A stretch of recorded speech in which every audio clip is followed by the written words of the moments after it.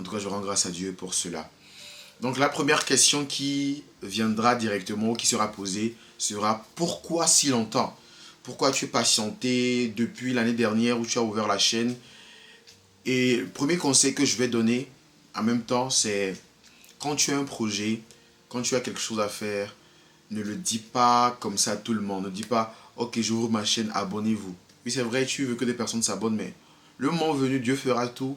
Dieu permettra à ce que les personnes s'abonnent. Ou tu peux partager même ça sur ton statut, mais allez dire comme ça, je vais ouvrir ma chaîne, hein, abonnez-vous s'il vous plaît. Parce qu'au-delà des regards que ça porte sur ton projet, il y a également cette pression-là.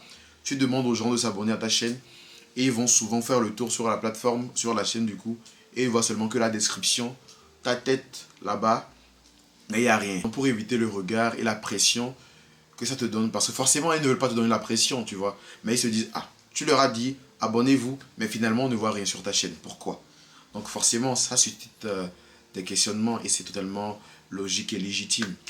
Donc le pourquoi de ce temps, on va dire que il y a beaucoup de raisons, je ne pourrais pas tout dire dans tous les détails. Peut-être même ça viendra au fur et à mesure des vidéos qui seront faites. La seule chose que je peux dire, ou les choses que je peux dire, c'est déjà que moi j'étais vraiment déjà actif sur les réseaux.